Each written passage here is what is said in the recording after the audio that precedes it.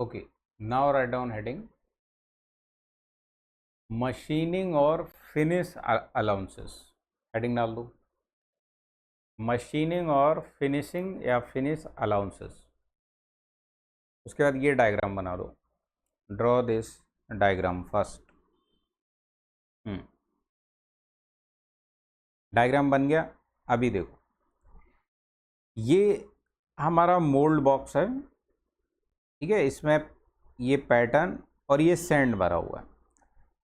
तो जनरली हम करते क्या है कि पैटर्न का सरफेस स्मूथ बनाने के लिए जो सैंड रहता है उसके जो कोर्स ग्रेन होते हैं उनको हम आउटर साइड पे फिल करते हैं, और जो पैटर्न के कांटेक्ट में सैंड आना है ना, उसको हम वो सैंड चूज करते हैं जिसके ग्रेन्स स्मॉल होते हैं, ठीक है, जिसके ग्रेन्स स्मॉल होते हैं। तो सबसे पहले हम क्या करते हैं, ऐसे पैटर्न रख देते हैं फ्लोर पे, ठीक है। उसके बाद उसके आसपास ये फाइन ग्रेन वाला सैंड जो है वो डालते हैं, जिसे बोलते हैं फेसिंग सैंड या कोल डस्ट, बर्न्ट एश, जिसका ग्रेन फाइन हो, है ना।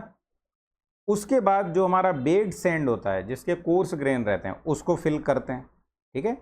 तो ये जो बॉक्स रहता है इस तरीके से, आपको बताया था स्टार्टिंग में कैसे फिल करते हैं। पहले पैटर्न रखा, फिर ये वाला सैंड डाला, फिर ये वाला सैंड डाला, और फिर इस बॉक्स को फिल कर दिया, फिर इसका रैमिंग कर दिया जाता है, ठीक है।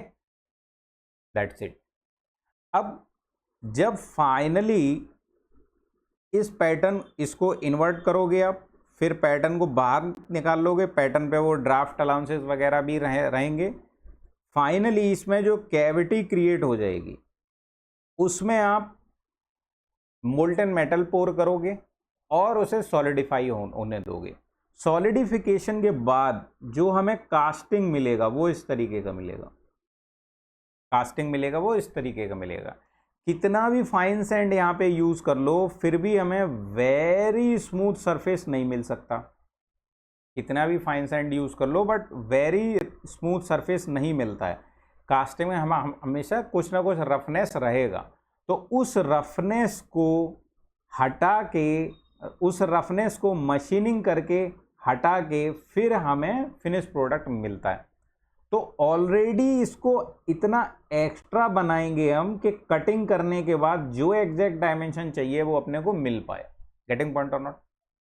तो मशीनिंग या फिनिशिंग करना ही है, इसलिए ऑलरेडी पैटर्न को थोड़ा सा बड़ा बनाया जाएगा जिससे कैविटी बड़ी बनेगी, जिससे कि बाद में हम एक्स्ट्रा मटेरियल को कट करके निकाल पाएं। तो यहाँ पे आप लिख सकते हैं this is the extra material to be removed.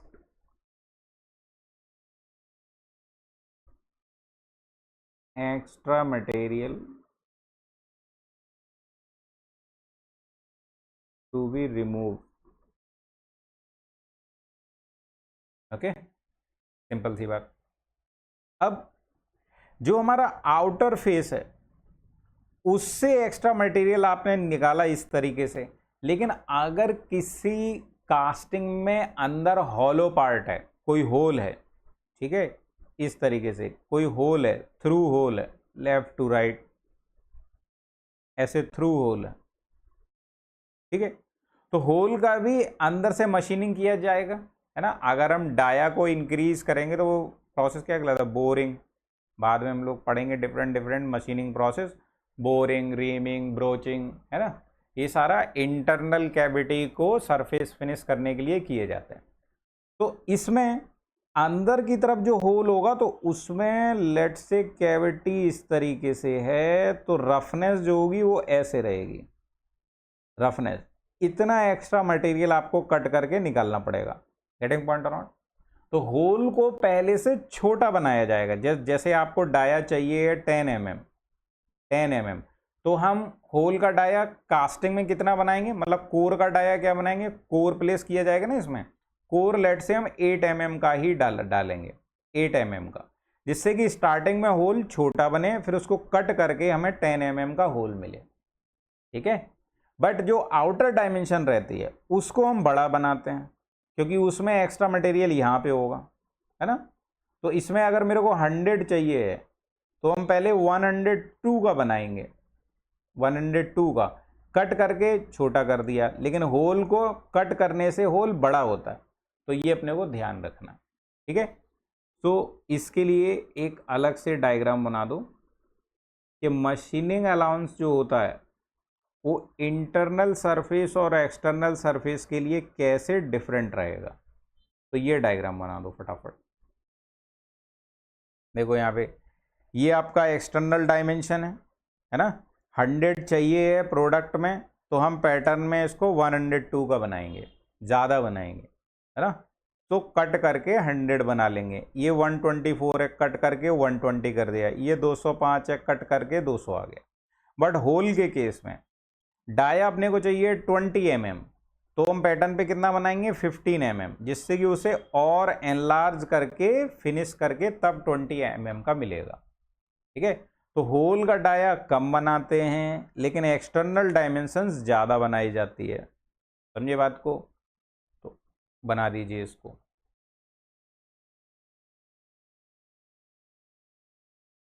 ये डायग्राम भी ड्रॉ कर दो, वीडियो पॉज करो और डायग्राम ड्रॉ कर दो। ये एक्चुअल प्रोडक्ट है अपना, ये पैटर्न है। तो ये मशीनिंग और फिनिशिंग अलाउंसेस के लिए ऐसा किया जाता है। बन गया डायग्राम। अभी इसमें जो बातें करी हैं, 2-4 एक्स्ट्रा पॉइंट उनको नोट करते हैं। पहला पॉइंट लिखो, it is a positive allowance, positive allowance क्योंकि हम एक्स्ट्रा मटेरियल लगा रहे हैं पैटर्न पे, है ना। Positive allowance given to pattern, given to pattern so that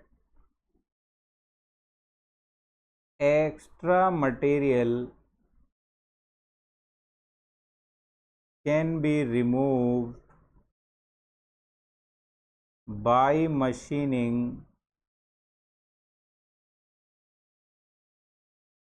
to get better surface finish and can be brought to the exact dimensions, exact dimension.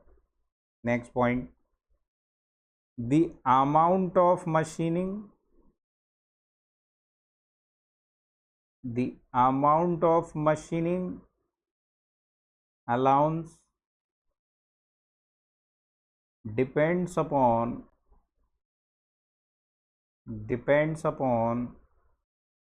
the complexity of the product, है ना। Complexity मतलब उसका shape and size कितना complex है। Simple block बनाने हैं तो उन पे कम मशीनिंग अलाउंस देना पड़ता है, कॉम्प्लेक्स ज्योमेट्री है तो उस पर ज़्यादा मशीनिंग अलाउंस दिया जाता है। नेक्स्ट पॉइंट में वही लिख दो, simple shape objects require less machining allowance,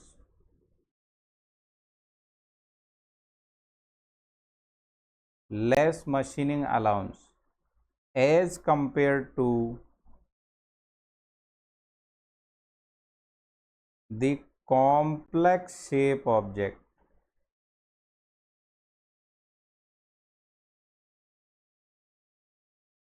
complex shape objects, ठीक है। तो दिस इज योर मशीनिंग और फिनिश अलाउंस। डन कर दो इसको, डन कर दो इसको।